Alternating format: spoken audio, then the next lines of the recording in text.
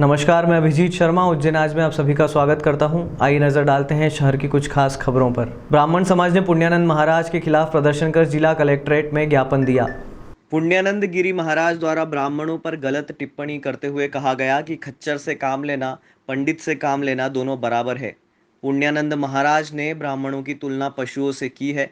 ये ब्राह्मणों का घोर अपमान है, जिससे कि पूरे ब्राह्मण समाज में आक्रोश व्याप्त है। इस विषय को लेकर कोठी स्थित कलेक्टर कार्यालय पर समस्त हिंदूवादी संगठन एवं समस्त ब्राह्मण समाजजनों द्वारा उज्जैन कलेक्टर कार्यालय पर पहुंचकर प्रदर्शन कर माधव प्रसाद भोगरे अधीक्षक भू अभिलेख को ज्ञापन दिया गया। ज्ञापन में मांग की गई कि ऐसे तथाकथित पदभ्रष्ट महाराज के खिलाफ सामाजिक विद्वेष समाज में फैलाने एवं ब्राह्मणों की भावनाओं को आहत करने, ठेस पहुंचाने के जुर्म में आपराधिक कार्रवाई की जाए और नरसिंह घाट रोड पर सिंहस्थ क्षेत्र में अवैध रूप से उपरोक्त तथाकथित पदभ्रष्ट महाराज ने जो आलीशान भवन बनाया है और व्यावसायिक रूप से जिसका उपयोग कर रहे हैं, ऐसे भवन को सिंहस्थ क्षेत्र से तुरंत हटाया जाए। इस अवसर पर अखिल भारतीय ब्राह्मण समाज राष्ट्रीय अध्यक्ष पंडित सुरेंद्र चतुर्वेदी, महामंत्री महामंत्री पंडित तरुण उपाध्याय, हिंदू महासभा संत प्रदेश कार्यकारी अध्यक्ष पंडित नीलेश आनंदपुरी, ब्राह्मण समाज के सर्वश्री प्रमोद शर्मा, शैलेंद्र द्विवेदी, दिनेश रावल, चंद्रशेखर शर्मा आदि बड़ी संख्या में मौजूद थे। हरिद्वार में पुण्यानंद गिरी महाराज ने एक धार्मिक सभा को संबोधित करते हुए ब्राह्मणों को आपत्तिजनक वक्तव्य ब्राह्मणों के विरुद्ध दिया और ब्राह्मणों की तुलना जानवरों से करते हुए उन्हें बहुत अपमानजनक भाषा का प्रयोग किया है। अखिल भारतीय ब्राह्मण समाज और देश भर की ब्राह्मण सभाएं, तीर्थ पुरोहित, पुजारी महासभाएं उनके इस वक्तव्य का घोर विरोध करती है और पुण्यानंद महाराज से और अखिल भारतीय अखाड़ा परिषद के अध्यक्ष रविंद्रपुरी जी महाराज से भी यह निवेदन करती है कि ऐसे संतों से वे स्वयं बात करें और पुण्यानंद गिरी महाराज तुरंत ब्राह्मण समाज से और तीर्थ पुरोहितों से, पुजारी गणों से माफ़ी मांगे, वरना उनके विरुद्ध पूरे देश भर की ब्राह्मण सभाएं, तीर्थ पुरोहित सभाएं, पुजारी महासभाएं आंदोलनात्मक कदम उठाएगी और उनका पूरे देश भर में विरोध करेगी। सांसद और विधायक ने सीएमएचओ कार्यालय तथा जिला दिव्यांग पुनर्वास केंद्र के नवीन भवन का लोकार्पण किया। शुक्रवार को सांसद अनिल फिरोजिया और विधायक पारस जैन के मुख्य आतिथ्य में चरक भवन के पास क्षीरसागर रोड पर निर्मित सीएमएचओ कार्यालय तथा जिला दिव्यांग पुनर्वास केंद्र के नवीन भवन का लोकार्पण किया गया। सीएमएचओ कार्यालय के नवीन भवन का निर्माण कार्य राष्ट्रीय स्वास्थ्य मिशन के तहत करवाया गया है। नवीन भवन निर्माण हेतु शासन द्वारा लगभग 133 लाख रुपए का वहन किया गया है। भवन निर्माण करने के लिए निर्माण एजेंसी एसके कंसल्टेंट उज्जैन को अधिकृत किया गया था। नवीन भवन निर्माण कार्य 12 माह में पूर्ण किया गया है। निर्माण कार्य राष्ट्रीय स्वास्थ्य मिशन के ईई एम के शर्मा और उप यंत्री नेहा निर्मल की निगरानी में करवाया गया है। जिंदाबाद जिंदाबाद जिंदाबाद, भारतीय जनता पार्टी जिंदाबाद।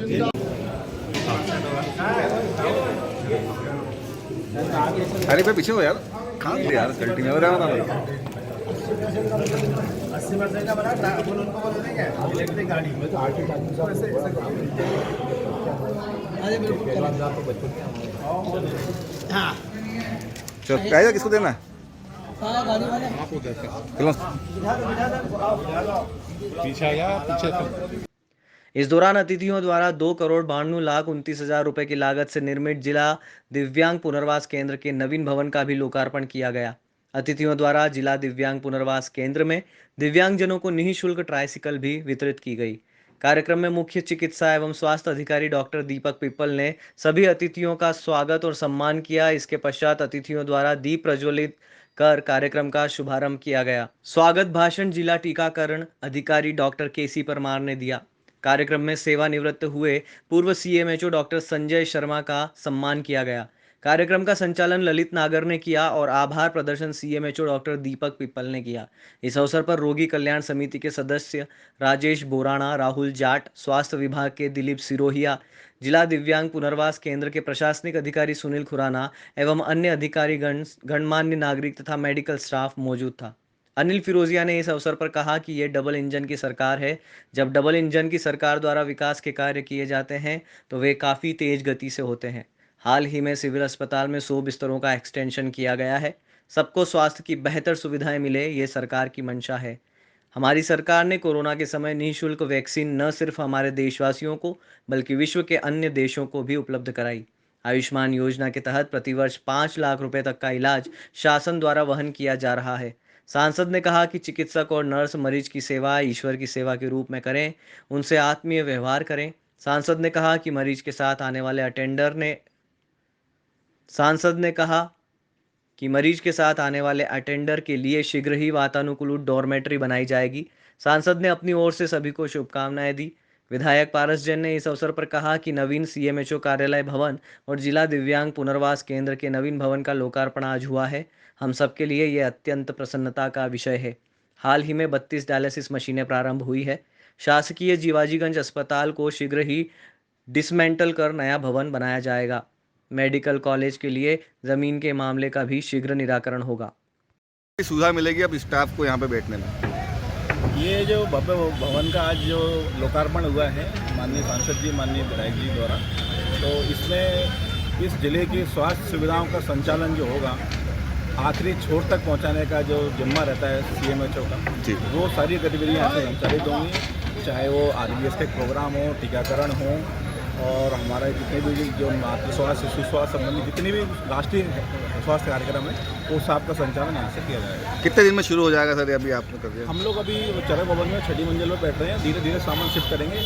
लगता है कि 2-3 दिन में हम लोग यहाँ पूरी तरह शिफ्ट हो जाएंगे। ओके। जो लगातार क्रम बना हुआ है विकास कार्यों का माननीय मोदी जी के प्रयास राष्ट्र के हित में, माननीय शिवराज जी प्रदेश के हित में और हमारे क्षेत्रीय सांसद अनिल फिरोजिया जी वो अपने ज़िले की चिंता ले रहे हैं और क्षेत्रीय विधायक कुमार भारत जी अपने क्षेत्र की चिंता ले रहे हैं। समस्त देखें अपन इस क्रम में ना आज इस विकास कार्य के रूप में मुख्य चिकित्सा स्वास्थ्य अधिकारी का जो कक्ष बना है पूरे मध्य प्रदेश में, उज्जैन को ही ये कक्ष की सौगात मिली है हमारे जनप्रतिनिधि के माध्यम से। और साथ साथ में अभी सेंट्रल लैब जो एक सैंपल मरीज का लेंगे उसमें 200 तरह की जाँच यहाँ पर जल्दी से जल्दी उसका लोकार्पण की तैयारी चल रही है। और अभी इमरजेंसी ऑब्जर्वेशन की एक यूनिट 50 बेड की उसका भी अभी भूमि पूजन होना है। और हमारे सीएमएचओ साहब के लगातार प्रयासों से आम गरीब की और उज्जैन शहर की जनताओं को सौगात की शुरुआत हो रही है। इसके लिए रोगी कल्याण समिति हमारे सीएमएचओ साहब और सिविल सर्जन जी को बहुत बहुत धन्यवाद। पारंपरिक लाठी प्रतियोगिता में 45 gold, 35 silver, 39 bronze medal Ujjain के 46 खिलाड़ियों ने प्राप्त किए। 4th नेशनल पारंपरिक लाठी प्रतियोगिता बनारस में संपन्न हुई, जिसमें मध्य प्रदेश ने चैंपियनशिप जीती। साथ ही उज्जैन जिला नंबर 1 पर रहा।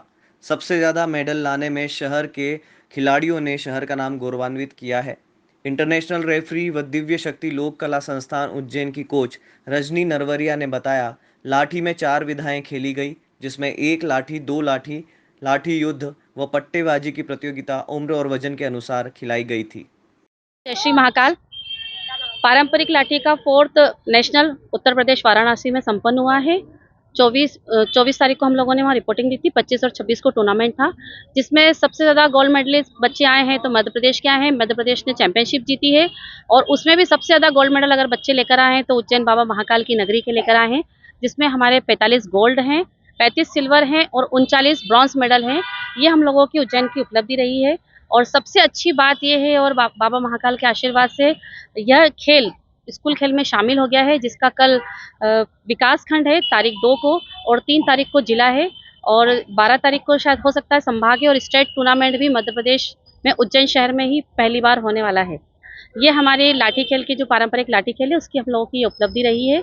और मेरी जो संस्था है दिव्य शक्ति पारंपरिक लोक कला संस्थान, सबसे ज़्यादा बच्चे अगर गोल्ड मेडलिस्ट बच्चे निकलते हैं, सिल्वर मेडलिस्ट और ब्रॉन्ज मेडलिस्ट, तो इसी संस्थान के बच्चे निकलते हैं। उज्जैन शहर में हमारे साथ एक और दत्का अखाड़ा रहा है। दत्का अखाड़ा के पवन पवार जी कोच हैं और इसके संयोजक अनिल धर्मे जी हैं। उनके अखाड़ा के भी 8 बच्चे हम लोगों के साथ वाराणसी टूर्नामेंट में गए थे। पानी नहीं गिरने के कारण किसानों की सोयाबीन की फसलें खराब हो रही है। सूखे के कारण खेत में दरारें भी दिखाई दे रही है। पानी नहीं गिरने के कारण किसानों की चिंता बढ़ती हुई दिखाई दे रही है। शुरुआत के दौर में लगातार बारिश हो रही थी, पर अब लंबी गैप के बाद फसलें सूखने लगी है, जिसके कारण सोयाबीन की पैदावार भी कम होगी। फसल में पानी की ज़रूरत है। कुछ किसानों ने फसल के अंदर बोरिंग मोटर भी चालू कर दी है। वहीं किसानों का ये कहना है कि अगर 1-2 दिन पानी अगर नहीं आता है तो किसानों को बीमा राशि देना चाहिए। वहीं किसान श्रवण सिंह ने जानकारी देते हुए बताया कि पानी की बहुत ज़्यादा ज़रूरत फसलों के अंदर अभी भी है। में जो हमने सोयाबीन की बुवाई की थी उस समय से लगभग 1 या 1.5 महीने तक लगातार बारिश हुई, वृष्टि हुई। उसके कारण से जो ग्रोथ करना चाहिए था पौधे को वो कर नहीं पाए, तो हाइट छोटी रह गई। फिर जैसे तैसे कुछ पानी कम हुआ तो फल वगैरह आए थे। उसके बाद से फिर पानी अचानक अभी पिछले 15 दिन से बंद हो गया। 15 या 20 दिन से पानी बिल्कुल भी नहीं। तो पहले ज़्यादा बारिश होने से क्या है कि ज़मीन समतल हो गई मिट्टी बहने से। उसके बाद में जो गर्मी हुई उससे ज़मीन तिड़कने लग गई। इससे क्या होता है कि सोयाबीन या जो दूसरे जो भी फसलें हैं उसकी जड़ें ऊपर जो रहती है वो तिड़कने से टूटती है। टूटने से वो पौधा सूखने लग जाता है, बहुत जल्दी सूखता है। मतलब पानी की कमी से तो सूखता ही है, लेकिन जड़ टूटने से भी वायरस और बहुत सारी बीमारियां आती है उसमें, और फलियां गिरने लगती है, फूल जो रहते हैं वो ख़त्म हो जाते हैं। तो फिलहाल तो पानी की सख्त आवश्यकता, लेकिन जो अतिवृष्टि उसमें जो नुकसान हुआ था, हमारा किसानों का ऐसा मानना है कि उसकी सर्वे होना चाहिए और जो नुकसान हुआ बीमा कंपनियों को ध्यान देना चाहिए। दूसरा, अभी जो नुकसान हो रहा है ये उससे भी ज़्यादा नुकसान है, क्योंकि जो बचा था वो भी हमको नहीं मिल पाएगा, क्योंकि फली और जो फूल है वो भी ख़राब हो रहे हैं उससे। वे लेट वैरायटी जो सोयाबीन उसका किस तरह से नुकसान हो रहा है? लेट वैरायटी को ज़्यादा नुकसान है, क्योंकि उसमें फूल और फलियों की अवस्था है, दाना तो भी आया नहीं है, पकने की अवस्था तो 15-20 दिन बाद आएगी, पर उसमें ज़रूरत से ज़्यादा नुकसान है।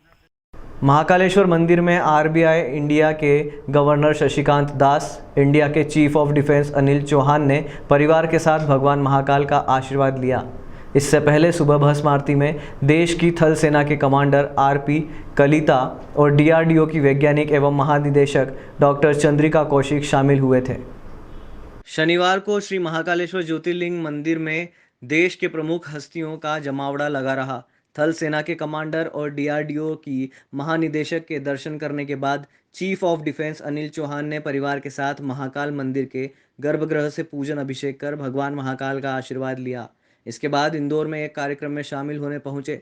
रिजर्व बैंक ऑफ इंडिया के गवर्नर शशिकांत दास महाकाल पहुंच गए। शशिकांत दास महाकाल मंदिर के दर्शन के लिए पहुंचे। उन्होंने भी अपने परिवार के साथ गर्भगृह से दर्शन किए। इस मौके पर महाकाल मंदिर समिति ने दोनों प्रमुख हस्तियों का शॉल, श्रीफल, प्रसाद भेंट कर सम्मान किया। मंदिर में मीडिया से बात करते हुए रिजर्व बैंक ऑफ इंडिया के गवर्नर शशिकांत दास ने कहा कि महाकाल की भरोसे दुनिया चल रही है, सबका मंगल हो, यही प्रार्थना है। नहीं, देखिए, आज तो मैंने बहुत अच्छा दर्शन हुआ और पूजा भी किया महाकालेश्वर जी का, और भगवान के भरोसे, महाकालेश्वर जी के भरोसे दुनिया ही चल रहा है और सबकी मंगल हो, इसीलिए प्रार्थना करते रहते हैं। बहुत धन्यवाद। अब वक्त हो चला है एक ब्रेक का, मिलते हैं ब्रेक के बाद।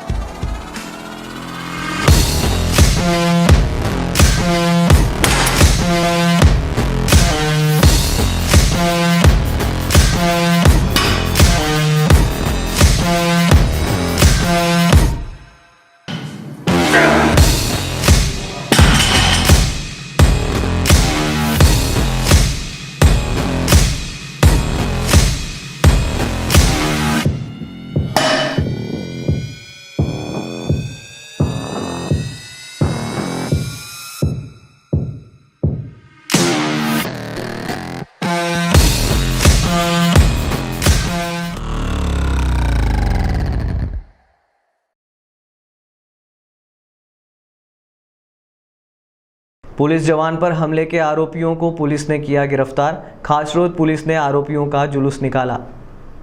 उज्जैन की तहसील खासरोद में 2 दिन पूर्व खासरोद थाने में पदस्थ पुलिस के एक जवान पर 2 बदमाशों ने पत्थरों से हमला कर घायल कर दिया था। इतना ही नहीं, उक्त बदमाशों द्वारा एक ऑटो चालक के सर पर भी पत्थर से हमला किया गया था। हमले में पुलिस जवान को चोट आई थी। वहीं पुलिस ने आरोपियों पर कार्यवाही करते हुए 2 आरोपियों को गिरफ्तार कर जुलूस निकाला, जिसमें बदमाश दंड बैठक लगाते नजर आ रहे हैं। वहीं कह रहे हैं कि आज के बाद शराब नहीं पिएंगे। नवागत थाना प्रभारी नरेंद्र बहादुर परिहार ने बताया कि उक्त आरोपी रिंगनिया के निवासी हैं, जो खासरोद में निवास कर रहे हैं। इनके पुराने रिकॉर्ड निकलवाए जा रहे हैं। थाना प्रभारी ने अपराधियों को सख्त चेतावनी दी है और कहा है, समाज के दुश्मनों का सार्वजनिक रूप से जुलूस निकाला जाएगा और सख्त कार्रवाई की जाएगी। द्वारा जिस प्रकार से पत्थरों से हमला किया गया था, उस पूरे मामले में कार्रवाई की जा चुकी है सर, क्या है पूरा मामला? एक हमारा जवान था, ऑन ड्यूटी था, अपने ऑन ड्यूटी नहीं था, वो ड्यूटी से छूट करके घर गया था। सुबह सुबह सब्जी लेने सिविल में गया था, तो ये अटाले की दुकान में कोई सामान घर का बेचने गए थे। उसने पूछ लिया काम से कि भाई कहाँ से लाए हो। इस बात पे नशे पत्ते में थे, उन्होंने उसको पत्थर मार दिया। इसके पहले एक ऑटो वाले को भी रेलवे स्टेशन के पास जबरन बिना कोई कारण के नशे पत्ते में सर में पत्थर मार दिया। उनको फिर कल गिरफ्तार किया है। गिरफ्तार करने के बाद आज उनका जुलूस निकाला गया है, ताकि इस तरह की हरकत दोबारा न करें। सर, आरोपी जो पुलिस ने गिरफ्तार किए हैं वो आदतन अपराधी हैं कि किस प्रकार के? उनका रिकॉर्ड देख रहे हैं, अभी तो रिकॉर्ड मिला नहीं है। और रिगनिया के रहने वाले हैं और खाचोर में किराए के मकान में रहता है एक, और एक घर का मकान बना लिया। उज्जैन पुलिस विभाग द्वारा शहर वासियों को 2 पहिया वाहन चलाते समय हेलमेट पहनने व ट्रैफिक नियमों का पालन करने के लिए जागरूकता वाहन रैली निकाली गई। उज्जैन में रहवासियों को ट्रैफिक नियमों का पालन करने व 2 पहिया वाहन चलाने से पहले सर पर हेलमेट लगाने के लिए उज्जैन पुलिस विभाग द्वारा सब सलामत थीम पर पुलिस कंट्रोल रूम से वाहन रैली निकाली गई, जो शहर के प्रमुख मार्ग से होती हुई कंट्रोल रूम पहुंची। उज्जैन पुलिस अधीक्षक सचिन शर्मा ने बताया कि शहर वासियों को ट्रैफिक के नियमों का पालन करवाने के लिए व अनिवार्य रूप से 2 पहिया वाहन चलाते समय हेलमेट पहनना, अपने वाहन पर व्यवस्थित नंबर प्लेट लगाना, गाड़ी के संपूर्ण दस्तावेज साथ में लेकर चलना व ट्रैफिक नियम के पालन करने के लिए ये रैली निकाली गई। इसके बाद में नियमित रूप से सभी प्रमुख मार्गों पर चेकिंग पॉइंट लगाए जाएंगे और जो भी नियमों का पालन नहीं करेगा उसके ऊपर कोर्ट की चालानी कार्रवाई की जाएगी। क्या संदेश दिया है? उज्जैन जिले में ट्रैफिक या यातायात नियमों की जागरूकता के लिए आज यहाँ पे हेलमेट रैली निकाली गई है। भविष्य में हमारी कार्य योजना है कि ज़्यादा से ज़्यादा हम लोग जन सहयोग और समन्वय के माध्यम से प्रयास करें कि जितने भी लोग अपने घरों से निकलते हैं हमेशा हेलमेट पहन के निकलें, और इसके लिए बहुत ज़्यादा ज़रूरी है कि हम एक डायलॉग स्टैब्लिश कर पाएँ। आज हम लोगों ने एक सामान्य प्रक्रिया की है। भविष्य में हम लोग पूर्व में आह्वान करके और जितनी भी बाइकें हम बिना नंबर के और हेलमेट पे पकड़ेंगे सबका कोर्ट का चालान बनाएंगे। सर, कहाँ से शुरुआत हुई और कहाँ तक गई रैली? इसकी कंट्रोल रूम से शुरुआत हुई है। शहर के जो प्रमुख मार्ग हैं उनसे होते हुए वापस यहीं पे आए। बारिश नहीं होने से खराब हुई सोयाबीन फसलों का मुआवजा एवं बीमा दिलवाने को लेकर विधायक रामलाल मालवीय के नेतृत्व में धरना देकर ज्ञापन दिया गया। विधानसभा क्षेत्र घटिया के साथ ही संपूर्ण जिले में अल्प वर्षा के कारण हो रहे फसलों के नुकसान और अन्नदाता किसान भाइयों के खेतों में खड़ी सोयाबीन फसलें सूख कर पीली होने के कारण फसलें नष्ट हो रही है। वहीं पीले मोजेक से ग्रसित फसलों में वर्तमान स्थिति में 70 से 80% नुकसान हो चुका है। ऐसी स्थिति में क्षेत्र के किसान अपनी फसलों को लेकर काफ़ी चिंतित होने के साथ ही मायूस और भयभीत हो रहे हैं। साथ ही समय पर बारिश नहीं होने के कारण सोयाबीन की फसलों में काफ़ी नुकसान हो रहा है, जिसको लेकर घटिया विधानसभा क्षेत्र के क्षेत्रीय विधायक रामलाल मालवीय के नेतृत्व में शनिवार को मुख्यमंत्री शिवराज सिंह चौहान और जिला कलेक्टर कुमार पुरुषोत्तम के नाम एसडीएम रंजना पाटीदार को ज्ञापन सौंपकर नष्ट हो रही सोयाबीन की फसलों का मुआवजा देने के साथ साथ किसानों के खेतों और ग्रामीण क्षेत्रों में जले हुए बिजली के ट्रांसफार्मर को बदलने, 24 घंटे बिजली देने, पुराने स्वीकृत हुए हितग्राहियों को प्रधानमंत्री आवास योजना का वापस मंजूरी करने की मांग की गई है। वो पानी पिलाना चाह रहे हैं तो उनकी लाइट नहीं है। 100 कई ट्रांसफार्मर बंद पड़े हैं। ये मान के चलो कि आज की तारीख में 90% ट्रांसफार्मर खराब है, बरसात के थे, कोई चालू नहीं किया। तो हम लोग 2-3 दिन से रोज परेशान हो रहे थे। उसको लेकर आज हम लोग आपको एक ज्ञापन दे रहे हैं। मेरा अनुरोध है कि आपके ज्ञापन कलेक्टर साहब के माध्यम से माननीय मुख्यमंत्री तक पहुँचाएँ। और हम लोग चाहते हैं कि ये जो हमारी जो मांग है कि किसानों का सोयाबीन का सर्वे कराया जाए, उनको मुआवजा दिया जाए, बिजली आपूर्ति निरंतर की जाए। ये हम लोग आपको ये सोयाबीन भी भेजी करके पीछे हो थोड़ा, पीछे हो यार।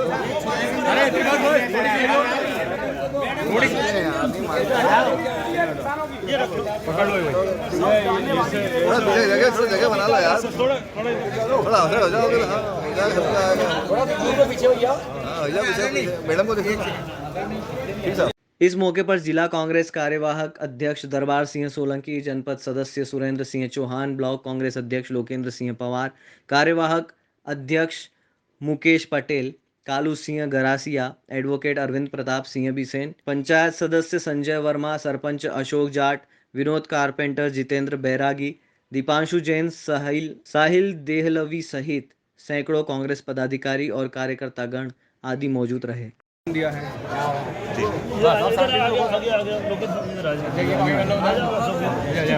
जी, ऐसा बताएं क्या समस्या आ रही है सोयाबीन को लेके? रेगुलर 15 दिन से बरसात नहीं होने की वजह से सोयाबीन की इतनी अच्छी फसल थी कि हमने बरसों के बाद ऐसी फसल देखी थी, इतनी अच्छी बम्पर आवक होती, लेकिन पिछले 15 दिनों से बरसात नहीं होने की वजह से पूरी फसल सूख गई। जब फसल सूख गई तो हमने पिछले हफ्ते माननीय मुख्यमंत्री जी को एक पत्र लिखा, कलेक्टर साहब को पत्र दिया कि आप सर्वे कराकर किसानों को मुआवजा दिया जाए, लेकिन एक हफ्ता होने के बाद भी प्रशासन आज तक नहीं चेता। हमने फिर कल कलेक्टर साहब से बात की, मैं हम लोगों को कल ज्ञापन देना है कि आने मुख्यमंत्री जी आए तो हम वहाँ बात करना भटनगर में, ताकि किसानों को मुआवजा मिले, सर्वे कराकर, सर्वे न भी हो तो मुआवजा मिले। और बिजली के जो ट्रांसफार्मर बंद पड़े हैं बरसात के कारण, और जो ट्रांसफार्मर जल गए उनको बदल नहीं रहे, उनके वसूली का इतना बड़ा तादाद सख्ती हो रही है। किसानों के पास आज पैसा नहीं है, सोयाबीन उनकी खराब हो गई, पूरी नष्ट हो गई फसल, और आज बिजली विभाग बिना पैसे से एक भी ट्रांसफार्मर दे नहीं पाए। और बिजली जो मिल रही है किसानों को, जो 6 घंटे बिजली मिल रहा है वो 2-3 घंटे मिल रही है, और वो भी वोल्टेज इतना लो मिल रहा है कि एक भी मोटर नहीं चल पा रही। तो उस बात को लेकर हमने आज कलेक्टर साहब, माननीय मुख्यमंत्री जी को कलेक्टर साहब के माध्यम से ज्ञापन दिया है, और हमने मांग की है कि तत्काल किसानों को मुआवजा दिया जाए और बिजली सुचारू रूप से दी जाए और जले हुए ट्रांसफार्मर तुरंत बदले जाए। ठीक है, थैंक यू। पानी बारिश अधिक समय हो गया है, अधिक समय बीतने के बाद में बारिश नहीं हुई है, उसके कारण फसलें सूख चुकी हैं। फसलों में जो किसानों ने जो अपना लागत लगाई है, जो दवाई का पैसा जो लगा है, जो किसान का बीज का पैसा, वही पैसा नहीं मिल पा रहा है। इसलिए हम आज यहाँ मुख्यमंत्री जी से निवेदन करने आए हैं कि कम से कम उन्हें जो बीमा मिलेगा वह बात के बाद, लेकिन आज राहत राशि देकर किसानों को उनकी राहत दी जाए, ताकि कोई किसान आत्महत्या करने के लिए मजबूर न हो। जय जवान जय किसान। निगम अध्यक्ष की अध्यक्षता में पट्टा वितरण समारोह आयोजित किया गया। शनिवार को निगम अध्यक्ष कलावती यादव ने शहरी क्षेत्र के 12 हितग्राहियों को प्रतीकात्मक रूप से आवासीय पट्टों का वितरण किया। इस अवसर पर MIC सदस्य अनिल गुप्ता, पार्षद दिव्या बलवानी, नीलम कालरा, पार्षद प्रतिनिधि गोपाल अग्रवाल, अपर आयुक्त RS मंडलोई सहित निगम अधिकारी और हितग्राही सम्मिलित रहे। इस अवसर पर मुख्यमंत्री के भोपाल में आयोजित दीनदयाल रसोई योजना का शुभारंभ और पट्टा वितरण समारोह का सीधा प्रसारण विभिन्न रसोई केंद्रों सहित निगम मुख्यालय में भी दिखाया गया। प्रदेश के मुख्यमंत्री शिवराज सिंह चौहान गरीबों के वास्तविक हमदर्द हैं। आवासहीनों को निःशुल्क पट्टे वितरित किए जाना गरीबों के उत्थान की दिशा में एक महत्वपूर्ण कदम है। ये बात नगर निगम अध्यक्ष कलावती यादव ने कही। आप मुख्यमंत्री द्वारा पट्टे वितरित किए जाने संबंधी निगम परिषद हॉल में आयोजित सीधा प्रसारण तथा पट्टा वितरण समारोह की अध्यक्षता करते हुए संबोधित कर रही थी। उज्जैन जिले के शासकीय विद्यालयों के लिए 390 नए शिक्षक मिले हैं। 376 शिक्षकों ने ज्वाइनिंग के बाद जिला शिक्षा अधिकारी ने कहा, सबसे अधिक शिक्षकों की महिदपुर विकासखंड में नियुक्ति हो गई है। प्रदेश में भर्ती हुए नए स्कूली शिक्षकों में से ऑनलाइन पोर्टल के माध्यम से उज्जैन जिले को 390 नए शिक्षक मिले हैं, जिसमें से 376 शिक्षकों ने ज्वाइनिंग भी कर ली है। जिला शिक्षा अधिकारी आनंद शर्मा ने जानकारी देते हुए बताया कि सभी शिक्षकों का मेडिकल कराया गया है। अब केवल 14 शिक्षक ही शेष हैं। इतनी नियुक्ति के बाद भी उज्जैन जिले में शिक्षकों की काफ़ी कमी है। हालांकि नए शिक्षकों के आने से ग्रामीण क्षेत्र के शासकीय विद्यालय को लाभ मिलेगा। उज्जैन जिले में सबसे ज़्यादा महिदपुर में शिक्षकों की दरकार थी। ऑनलाइन पोर्टल के माध्यम से ज़्यादातर शिक्षकों की नियुक्ति महत्वपूर्ण विकास खंड में की गई है। उज्जैन जिले को कितने शिक्षक मिले और किस प्रकार से इनकी नियुक्तियाँ की जा रही हैं? नए भर्ती में उज्जैन जिले में पहली बार 376 लोगों का आदेश आया था, उसके बाद 14 लोगों का और आदेश आया है, जिसमें हमने जो उपस्थित कराया है अभी तक उसमें से लगभग 14 व्यक्ति उपस्थित नहीं हुए हैं, बाकी सब उपस्थित हो गए। सर इनको किस प्रकार से स्कूलों में दिया जा रहा है जहाँ पे कमी है टीचर्स की, कितनी कमी दूर होगी इससे? अभी जो हमारे रिक्तियां हैं उस रिक्तियों के अनुपात में तो ये काफ़ी कम है, परंतु जितना भी नियुक्तियां होती हैं उससे स्कूल को तो लाभ होता है। नए नए लोग आ रहे हैं, ज्वाइन कर रहे हैं, और ख़ासतौर से रिवोल्ट जो एरिया है, जो ग्रामीण क्षेत्र ऐसा है जहाँ पर कमी ज़्यादा है, और उस कमी के आधार पर पोर्टल से ऑनलाइन ही इनको नियुक्ति दी गई है। स्थान का चयन उस आधार पर किया गया है। जहाँ तक सवाल ये है कि सर्वाधिक हमारे यहाँ जो रिक्तियाँ थीं वो महिदपुर विकासखंड में थी। महिदपुर विकासखंड में इस भर्ती में सबसे ज़्यादा लोगों ने उपस्थिति दी। संगिनी ग्रुप की बहनों ने जैसलमेर में सैनिकों के साथ रक्षाबंधन पर्व मनाया। संगिनी ग्रुप की बहनों द्वारा जैसलमेर के लोगोवाला और तनोट वाली माता मंदिर बॉर्डर पर बल्बियन बॉर्डर पर रक्षाबंधन का पर्व सैनिक भाइयों के साथ मनाया, जहां तपती गर्मी, रेतीले तूफान और भीषण गर्मी में अपनी सरहद पर कड़ी निगरानी करते हुए जवान तैनात हैं। चाहे कितना भी टेम्परेचर हो, पर उनके मजबूत इरादे उन्हें कभी अपने फर्ज से हिला नहीं पाते। सैनिक तपती गर्मी में अपने देश की सुरक्षा में जुटे रहते हैं। इसी कड़ी में संगिनी ग्रुप की अध्यक्ष ममता सांगते ने देश की विभिन्न सरहदों पर लगभग 6000 राखियां सैनिक भाइयों के लिए बाय स्पीड पोस्ट भेजी, और सैनिक भाइयों ने एक दूसरे को राखी बांधकर खुशी के वो पल व फोटो संगिनी ग्रुप के अध्यक्ष को भेजे, और उन्होंने कहा कि आपके द्वारा भेजी गई राखियां हमारा हौसला और बढ़ा देती हैं कि देश में हमारी बहनें मौजूद हैं जो हमें रक्षा सूत्र भेज रही हैं, और हम अपनी बहनों को वचन देते हैं कि हम जब तक सीमा पर हैं आप सब सुरक्षित त्यौहार मनाएं, खुशियां मनाएं, और हमें ऐसे ही रक्षा सूत्र भेजते रहिए ताकि हमारी कलाई भी राखी के दिन सूनी ना रहे। सैनिक भाइयों के लिए हम संगिनी ग्रुप के सदस्य वचन बढ़ेंगी, जब तक हम लोग भी जीवित हैं सैनिक भाइयों के लिए रक्षा सूत्र भेजते रहेंगे और हर साल किसी एक बॉर्डर पर उनके साथ त्यौहार मनाते रहेंगे। इस बार जैसलमेर बॉर्डर पर सैनिक भाइयों के साथ त्यौहार मनाकर बहनों की आंखें भर आई और भाइयों की आंखें भी भर आई। इस बार संगिनी ग्रुप की टीम के सदस्य रहे डॉक्टर अर्चना परमार, पूर्णिमा गौर, अनवर शेख, किरण खराड़े, समीक्षा व्यास, शीला व्यास, रमेश महावर और सीमा जागरण मंच राजस्थान गुजरात के संगठन मंत्री नीम सिंह राठौड़ भी पूरा समय मौजूद रहे। ये जानकारी संगिनी ग्रुप की अध्यक्ष ममता सांगते ने दी, जो विगत 19 वर्षों से सरहद पर सैनिक भाइयों के साथ रक्षाबंधन का पर्व मनाते आ रही हैं। सबसे पहले तो मैं बॉर्डर एरिया में आप लोगों का हार्दिक स्वागत करता हूं, और आप लोग यहां पहुंच करके हमारे जवानों को राखी बांध करके जो एक परिवार को मिस करते हैं उस परिवार की पूर्ति की आपने यहाँ आकर के, और हमारा हृदय गदगद हो गया है आप लोगों से मिलकर के, आप लोगों से राखी बंधवा करके। सर, हमारा संगिनी ग्रुप विगत 19 सालों से राखी बांध रहा है, और संगिनी ग्रुप की बहनें हमेशा मुस्तैदी के साथ बॉर्डर पे पहुंचती हैं कि हमारे भाइयों की कलाई सूनी ना रहे और त्यौहार का माहौल बॉर्डर पे भी रहे, क्योंकि आप देश सेवा में जुटे हैं तो हमारा भी फ़र्ज़ बनता है कि हम आप तक पहुँचें। तो हमारी बहनों को आप एक छोटा सा संदेश बहनों के नाम। सबसे पहले तो यह है कि आप यहाँ पहुँच करके जो एक हमारा मनोबल बढ़ाया, हमारे जवानों का मनोबल बढ़ाया, उसके लिए हम आपका आभार व्यक्त करते हैं। और संदेश यह है कि अगर आप जैसे लोग हमारा हौसला अफजाई करते रहेंगे तो हम कभी अकेलापन महसूस नहीं करेंगे। तो सभी को मेरा जो इस पावन अवसर पर मेरी तरफ से आप सबको बहुत बहुत धन्यवाद और जो है बधाइयाँ।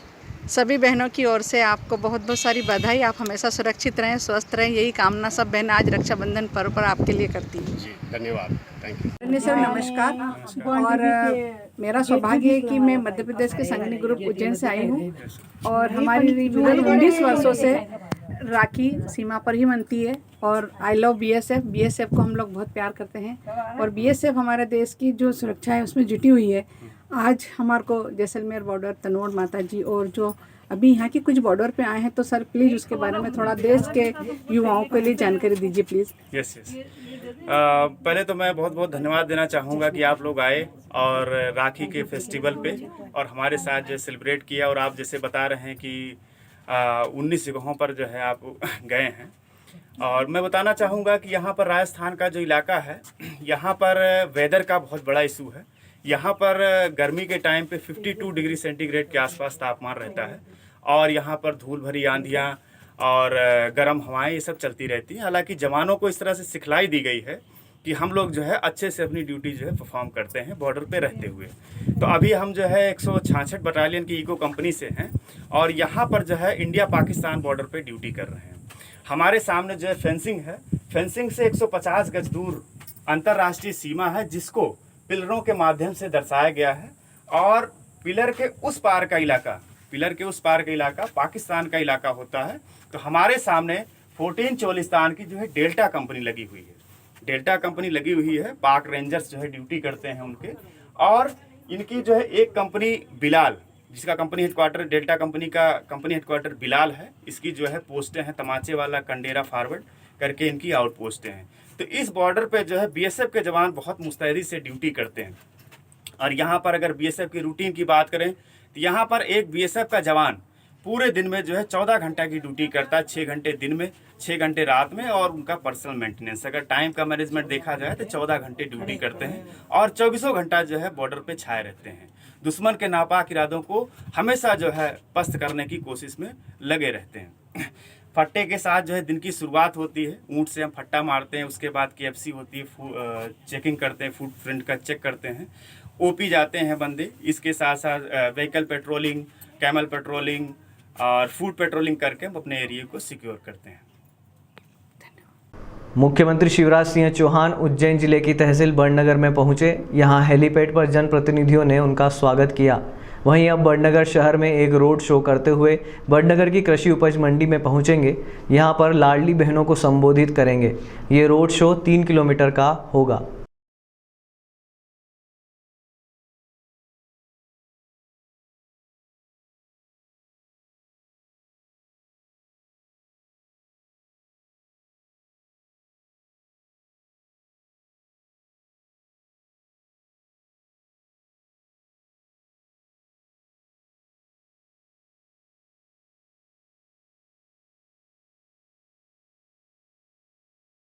आज के अंक में फिलहाल इतना ही। अगले अंक में फिर मुलाकात होगी। तब तक के लिए नमस्कार।